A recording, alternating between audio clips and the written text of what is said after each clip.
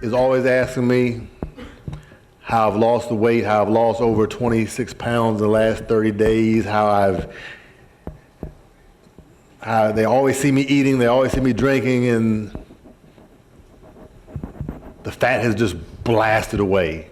And I'm telling you this, there's a young man, a gentleman, who, as far as I'm concerned, is probably the leading expert, not only in mixed martial arts weight cutting, having worked with athletes like John Jones, Kenny Florian, Brian Stan, just the tip of the list. Going from mixed martial arts to nutrition, dealing with blood pressure, disease, weight loss, men, male, women, female, it's just incredible. Today, I have the world's leading expert in health and nutrition. Everyone welcome Mr. George Lockhart.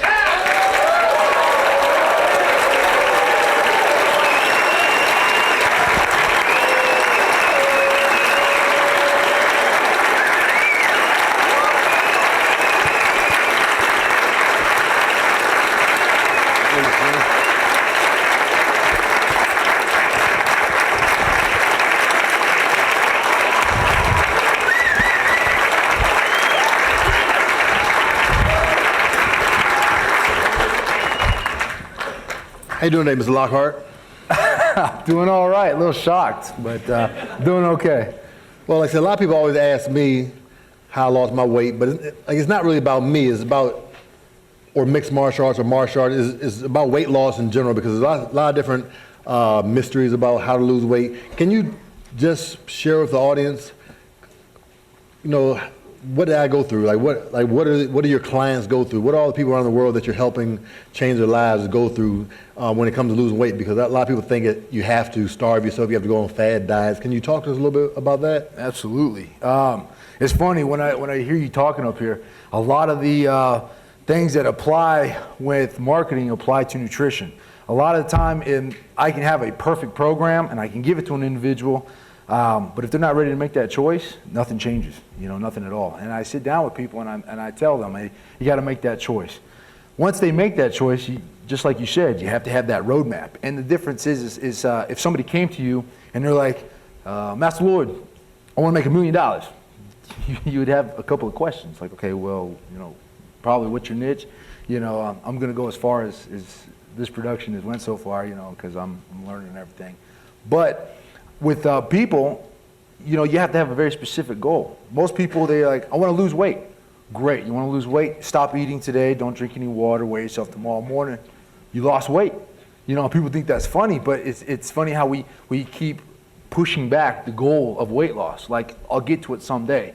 And the thing is, people work very well off deadlines. If I give you forever to do something, it's probably going to take you forever to get that something done.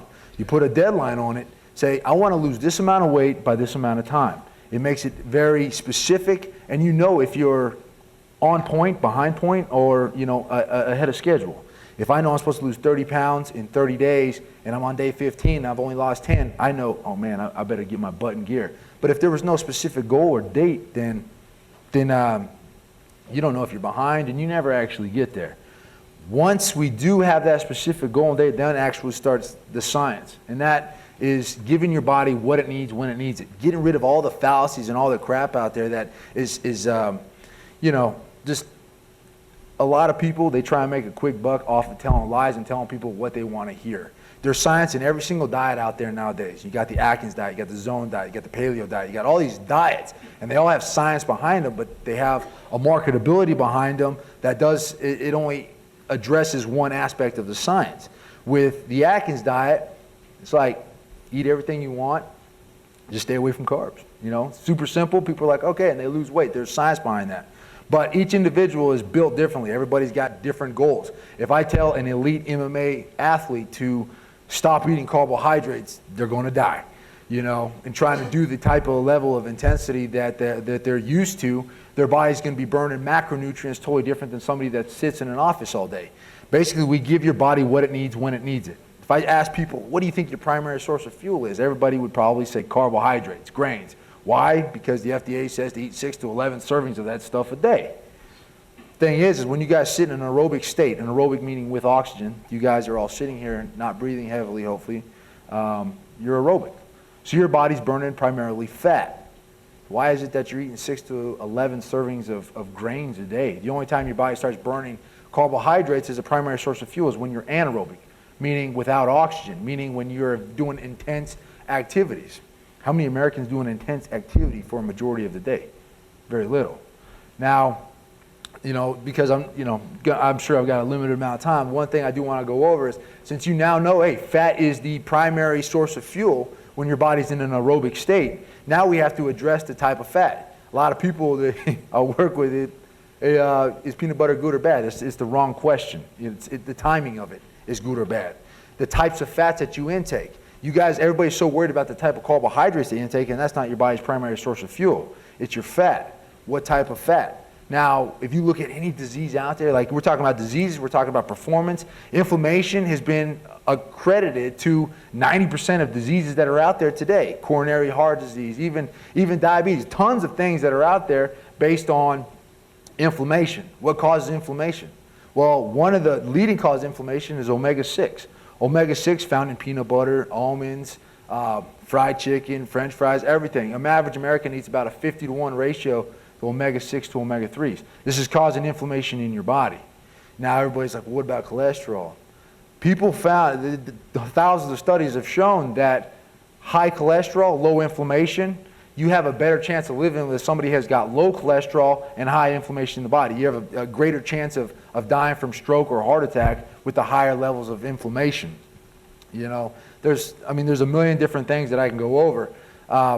Biggest thing, just to kind of top everything off, I don't want to start getting nerdy up here with nutrition. But one thing I tell people is there's a problem and there's an issue. With America, we try and attack the problem. The problem is I'm overweight. What you have to attack is the issue. Why are you hungry in the first place? The thing is, if I'm an alcoholic or I'm trying to quit smoking or something, if I'm like, okay, I'm going to stop drinking or I'm going to stop smoking, that's the problem. What's the issue? Why do you smoke in the first place? Is it when you're stressed out, when you're bored, Same thing, why are you eating this way? A lot of people, convenience, it's a lot easier to eat at a fast food joint, So we have to address those issues and address the hormones of why your body's hungry in the first place. What type of body it is. Some people, they can go to a buffet, eat everything on the thing and not gain a single pound. If someone's like me, I was morbidly obese growing up, at 12 years old, I was 200 pounds. I smell food and I gain weight. So, a lot of people laugh because they're probably those type of people. It's not so much calories in, calories out, but it's influencing those hormones in our body, making sure that our body's given the right stuff at the right time. If I look at my body like a car, I'm not going to put gas in the oil pan and I'm not going to put oil in the gas tank. But if you guys are eating abundance of carbohydrates and you're staying in an aerobic state for most of the day, that's basically what you guys are doing. And you guys are wondering, a lot of people wonder, like, man, I have no energy. I keep gaining weight. So obviously you have an excess amount of fuel. It's just going to the wrong place at the wrong time. Yeah, without going too nerdy, Well, it's very interesting because it comes down to like not only what you're eating, but the times you're eating, because with your program that you have me on, I'm eating on a very specific time, and I have very specific things that I'm allowed to eat, not allowed to eat. And a lot of people have different diets out there, what foods you can mix, what foods you not mix. Does that have anything to play with what you do? Absolutely. Time is extremely important. Like I said, everything you do, like we give your body what it needs when it needs it. If 2 hours go by and you've been sitting for 2 hours, you're going to need different macronutrients than if you just did an intense workout. I do an intense workout, my body's using primarily carbohydrates. Now for an MMA athlete, a lot of guys, you think about this, an MMA athlete, a CrossFit athlete, or athletes in general, you do a hard workout, it's not hard to burn 800 calories in a workout. Not hard at all. Well, if you look at the calorie composition to grams, there's 1 gram for every 4 calories. If I just burned 800 calories in a workout, how many grams would it take me to recover? It would take 200 grams of carbohydrates. But so many fighters that I'll work with, they'll have like a banana afterwards. And it's got 25 grams. And they're like, man, by the end of the week, I'm dying, man. And I just, like, you go for a period of time, you start losing, and then all of a sudden you gorge your body. Same thing with any other aspect. Your body needs sleep.